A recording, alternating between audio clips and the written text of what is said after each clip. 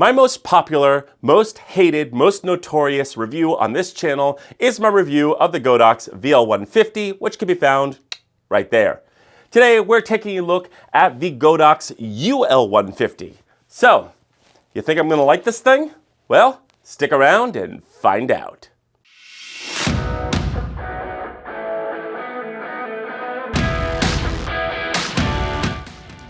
Hello world, Stephen Michael Zach here, and yes, today we are taking a look at another Godox product, and that is the Godox UL 150. I have been wanting to get my hands on this for a very long time, which is why I'm a little late to the game. Now, full disclosure, I did buy this with my own money, so all my opinions are honest and my brutal opinions as always. And yes, you can go check out the review of the Godox VL150. It is my most popular and hated video right there. But let's just jump in and start talking about the UL150 now. This cost me $460. Now, I did get it on Amazon with a combo of a barn door and gels. You probably can find this for a little bit cheaper. This was just a combo pack of what I could get my hands on. So let's jump right in and take a look at what comes inside the box. First off, you have the light with protection cap. You get a reflector dish, a control box, a power brick with XLR connector, an XLR connector which goes from the control box to the light, and an extremely long cord that goes from your power brick to your outlet. There is no case and no remote control in this kit. So let's talk build quality. This thing is fantastic. It is like a giant heat sink. Now, one thing to be cautious of is when this thing is on, it is going to get hot at the top here, and the dish will get hot, and so will the barn doors. We'll go into that later, but just make sure that you get yourself a pair of gloves. But getting back to the build quality, first off, this has plastic right over the LED, so if you're using this outside, no bugs are going to get burnt onto your LED. The second thing is this Bowens mount is phenomenal. It is the most rock solid Bowens mount I have ever had here in the studio, and the knob here feels fantastic, way better than what Aperture's is. There's no play in this, so you should have no problem sticking a modifier on here. Next, let's go to the yoke knob, and it is one knob to rule them all, and it works very, very well. Now, you'll note there are some grooves here, but there's also a rubber washer in here, so when you're adjusting this, you really can aim it pretty much anywhere you want. There is a little bit of jittering of this kind of thing, but it's not really an issue. And then when you tighten this thing up, this thing is, let's go ahead and tighten it down here. This thing is not going anywhere, so you should have no problem with larger modifiers. Now, the yoke is solid metal, and you can sling it this top side or front sling it, which is very nice. You do get that option.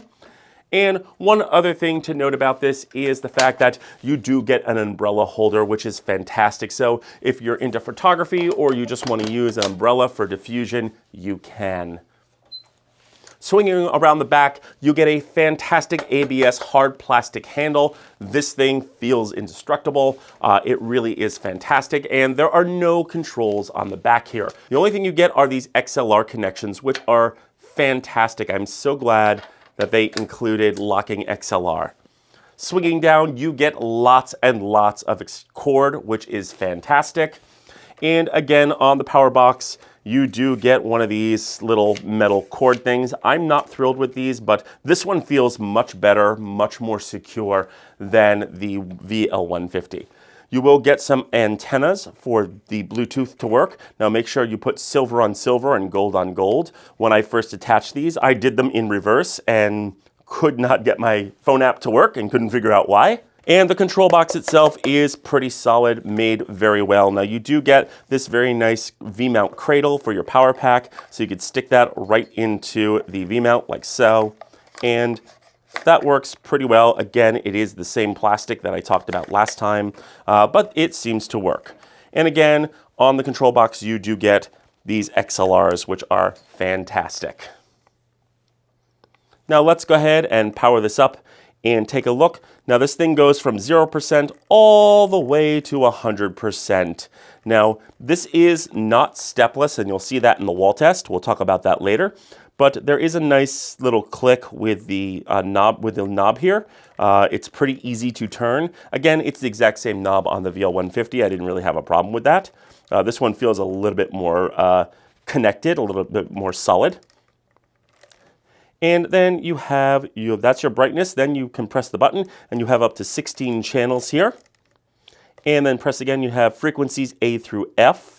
And this is going to coincide with the phone app, which we will show you. Now, while there is no DMX in this system, you do get a lot of control options within the phone app. So we will be taking a very in-depth look at the phone app as well. But all in all, pretty solid. Now, one thing you will note is you are going to need a C-stand or a combo stand or a heavy metal light stand. A cheap aluminum light stand is not going to support the weight of this light. Okay, so now unfortunately, you can use a V-mount battery, but it does have to be quite a high capacity one. 95 watts is not going to do it. I put a 95 watt on here and it shut off in seconds. This is a 230 I have on here, so you're going to need a fairly big battery to run that, and that is kind of one of the downsides of this light. Okay, so here we are with the barn doors on, and these barn doors came as an extra. They're not actually included with the light. I just got this on Amazon. And as you can see, it's looking fairly, not really cutting very well. It's got kind of like a weird star pattern going off this way. If you kind of do this, it's very weird. You are getting a lot of light leakage out of here as well. It is very, very odd to do this. Now it looks like the bat symbol. So these things do not cut well at all. There is also significant light leak all around this thing.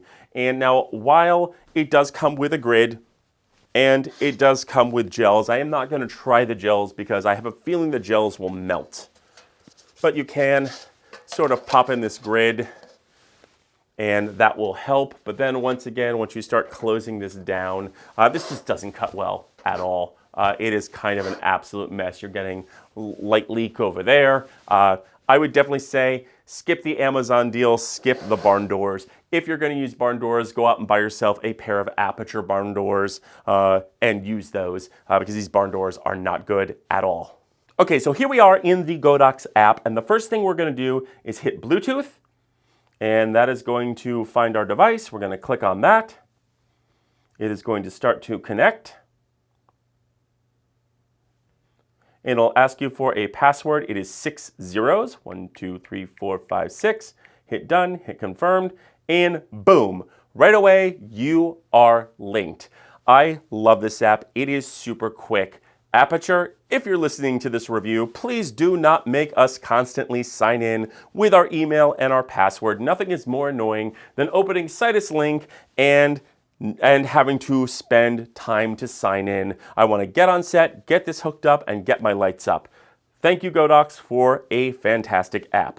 Now we'll press the LED button, and this is going to find your light. It's going to sync, and make sure we are on channel 1 here, and we are on A. And once you tap A, it is going to kick in. Now, if you rub your finger across from the middle across to the plus or down to the minus, it will go down in integers of 10. And let me show you on camera what I mean. So here we are at 40. If you rub your finger this way, it's going to go up in integers of 10, and then this way, it'll go all the way down only to 10%. So you will have to, if you want to go below 10%, you're going to have to use the control box. And of course, you can just click the arrow, click the plus and minus to go up one integer as well, integers by 1. And that's pretty much it. The phone app is fairly easy to use. Now, say we're setting up a whole bunch of these and we want to change the channel. Well, we just go into channel here. Let's go to channel 2. Let's go to B.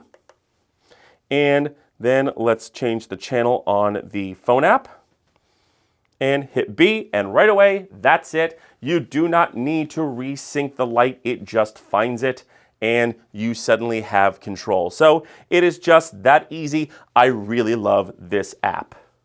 So my final thoughts on the Godox UL 150 is Man, I love this thing. This is a professional light. This, I would have no qualms about taking it on a set. Thank you, Godox, for finally making something that isn't cheap plastic and consumery. This is rock solid. Now let's talk about the great things.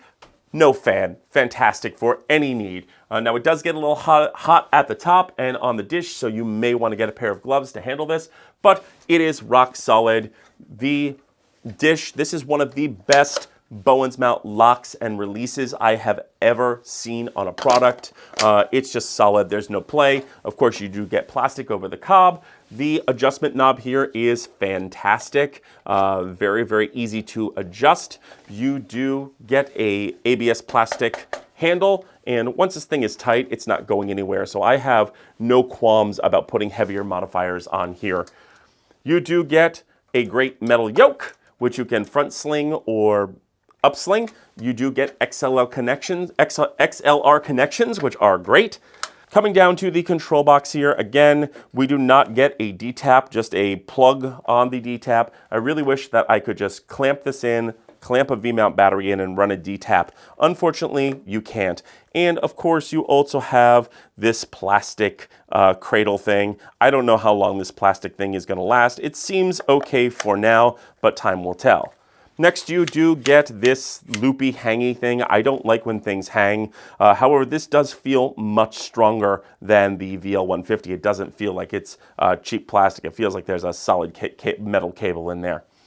And also something to be aware of is make sure you do not break the antenna. They are just a little bit too long, and I keep them straight up because I'm always fearful I'm gonna bang it and snap them right off.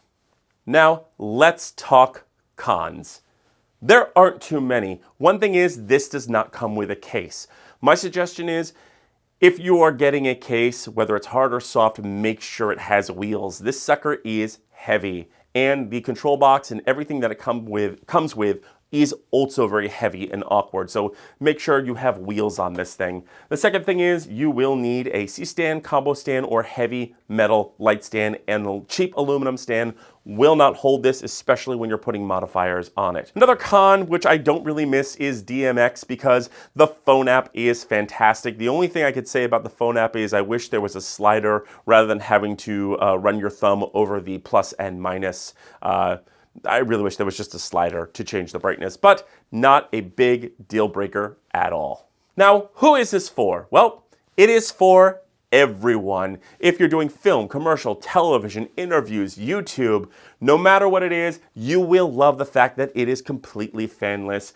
It feels and looks like a professional device. I would definitely take this and mix this in with my aperture lighting, and I don't think anybody would know the difference. So thank you, Godox. Also, by the way, thank you for designing an app where you do not have to constantly sign in. Aperture, you could learn from this. It just connects, you are in, and you are off and running. I hate when I have to stop and constantly punch in my password and my email. That is super annoying. Godox, great job on that. But all in all, I can highly recommend the Godox UL150. This is a superior product over the VL150. If you want DMX, you're gonna have to go with a VL150, but since I don't use that, don't really care. So those are my thoughts, but I want to know yours. So leave your questions and comments in the notes below. Also, don't forget to like, share, and subscribe. And don't forget to mash that bell button to be notified when we drop a brand new video. And feel free to use the links below as it helps out the channel. I'm Stephen Michael Zach, and this is new to me.